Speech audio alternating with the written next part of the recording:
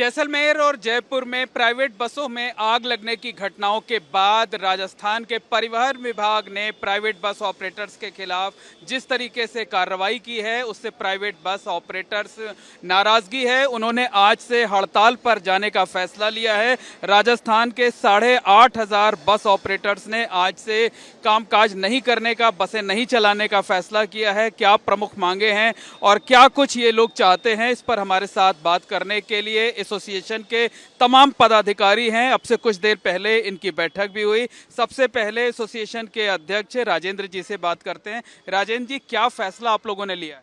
हमने आज से रात को 12 बजे से स्ट्राइक में जाने का फैसला किया। आज रात 12 बजे से इफेक्टिव रहेगी? हाँ जी। तो ये बताइए कि क्या और कोई विकल्प नहीं था? विकल्प के लिए गए थे सरकार के पास में। 27 तारीख को मीटिंग हुई थी, लेकिन सरकार ने हमारी मांगे नहीं मानी। हमने उनसे समय मांगा था, भाई गाड़ियों को जो आप बता रहे हो दुरुस्तीकरण कराने की हम कोशिश करेंगे जितना संभव होगा, लेकिन उन्होंने इस मामले में सकारात्मक रूप नहीं ना पाया, तो हमारे को मजबूरी में कदम उठाना पड़ा है। अच्छा, आपका क्या नाम है? हर्षदीप सिंह। हर्षदीप जी, ये बताइए कि सरकार कह रही है कि हमारे लिए जो पैसेंजर्स हैं उनकी सेफ्टी, उनकी सिक्योरिटी ज़्यादा ज़रूरी है। हम उनके सिक्योरिटी के मद्देनज़र कड़े कदम उठा रहे हैं, तो आप लोगों को क्यों एतराज़ है? हमारे को एतराज़ नहीं है, और जो भी उनकी न्याय संगत नीतियां हैं, जो न्याय वो कह रहे हैं, हम उनके लिए एग्री हैं। जैसे इमरजेंसी एग्जिट बोला है, वैसे तो सभी बसों में है। अगर किसी में नहीं है तो हमारे को एक उचित समय दिया जाए उसको निकलवाने के लिए। हमारी मांग सिर्फ इतनी सी है, वो इसमें भी हमारे साथ एग्री नहीं है। मतलब कि जो बस ऑपरेटर्स हैं वो भी चाहते हैं कि यात्रियों का जो सफ़र हो वो सुरक्षित रहे, लेकिन जो बदलाव होने हैं, बदलाव में कुछ वक्त लगता है, तो आप चाहते हैं कि कुछ दिनों की मोहलत दी जाए। कुछ दिनों की मोहलत दी जाए। अभी क्या है कि परिवहन विभाग की कार्रवाई की वजह से यहाँ जितने भी मोटर गैरेजेज हैं वो सब बंद पड़े हैं, और इतनी बसों का एक साथ ऑल्ट्रेशन होना मुमकिन नहीं है। बहुत थोड़ा सा समय दिया गया है। आपने भी देखा कि 14 तारीख की वो घटना है, उसके बाद में कितने ही दिन मिले हैं और कितनी ही बसों का यहाँ हो सकता है। हज़ारों की संख्या में बसें हैं, इनके लिए मुमकिन नहीं है कि इतना जल्दी इतना सब फेरबदल किया जा सके। उनको 100% बॉडी कोड के अकॉर्डिंग बनवाना ये सब मुमकिन नहीं है।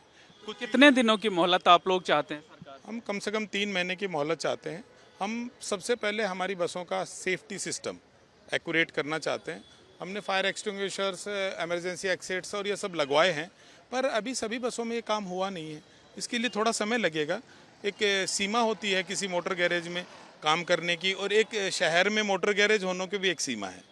ये तो है नहीं कि इतनी बसों का, अगर 50 मोटर गैरेज भी हों तो हज़ारों की सीमा में वो काम नहीं कर सकते। इमरजेंसी एक्सिट्स और इस पे पहले इतना ध्यान नहीं दिया गया था। ये घटना के बाद अचानक आप उठे हो और सारा सिस्टम ठीक करना चाहते हो, ऐसे होगा नहीं। इसके लिए लेकिन फौरी तौर पर तो आप लोगों ने जो प्रिकॉशनरी एक्शन होने चाहिए जो है वो कदम आप लोगों ने उठाए हैं? वो उठाए हैं।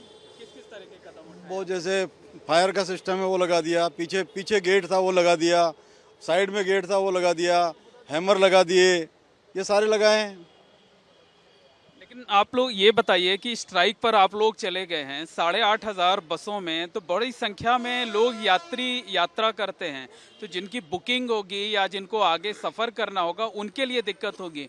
आप लोगों ने हड़ताल पर जाने से पहले उनके बारे में नहीं सोचा? उनके बारे में हमने सबने सोचा था, पर मजबूरियाँ ये थी कि गाड़ी रात को लेके चलते हैं तो रास्ते में वहीं गाड़ी बंद कर देते हैं और खाली करवा देते हैं। उन सवारियों को रात को हम कहाँ लेके जाएं?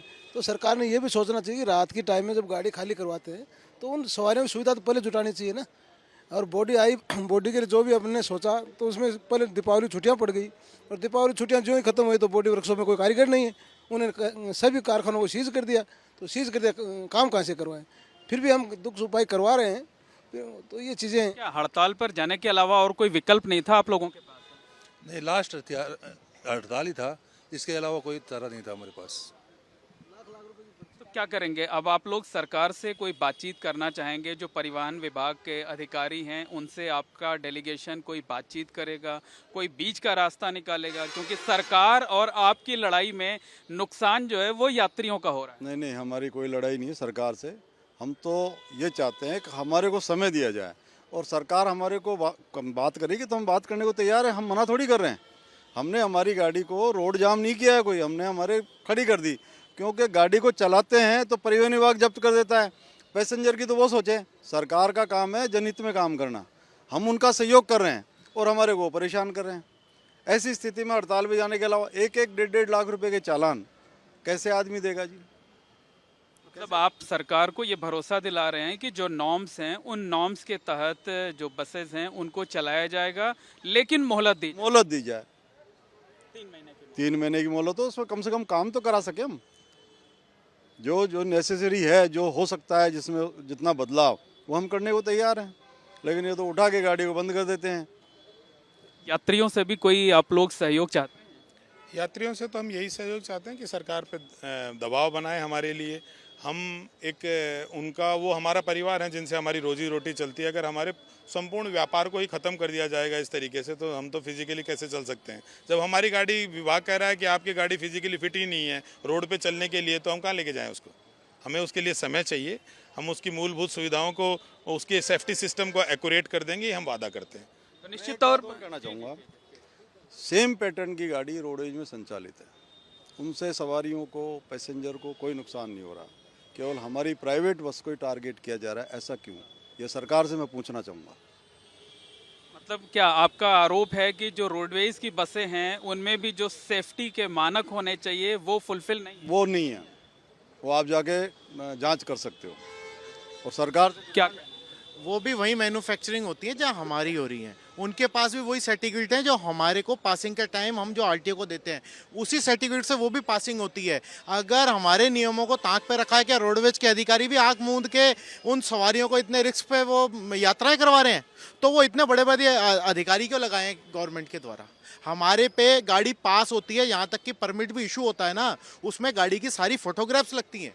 जहाँ जहाँ पे भी इमरजेंसी एग्जिट होता है उनको खोल के उनकी फोटोग्राफ्स लगती हैं। आज ये कैरियर जो अनलीगल बता रहे हैं ना, उन पे भी वो कैरियर की भी फोटो होती है। तो क्या परमिट जारी करने वाला अधिकारी उस टाइम आंखें मूंद लेता है?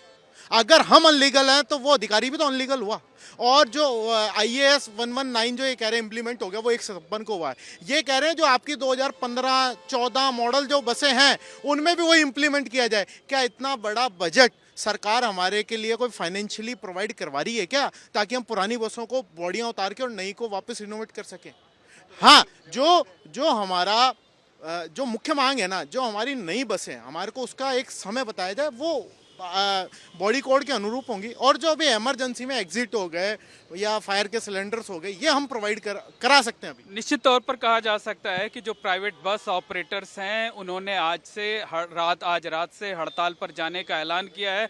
उनका ये कहना है कि जो परिवहन विभाग ने नियम बनाए हुए हैं वो उसका पालन करने के लिए पूरी तरीके से तैयार हैं। यात्रियों की सुरक्षा उनकी भी प्रायोरिटी में है, लेकिन सरकार को चाहिए कि वो उन्हें कम से कम 3 महीने की मोहलत दे। 3 महीने के अंदर वो व्यवस्थाओं को पूरी तरीके से दुरुस्त कर देंगे। कैमरामैन गोविंद साहू के साथ मोहम्मद मोइन, ABP न्यूज़, जयपुर।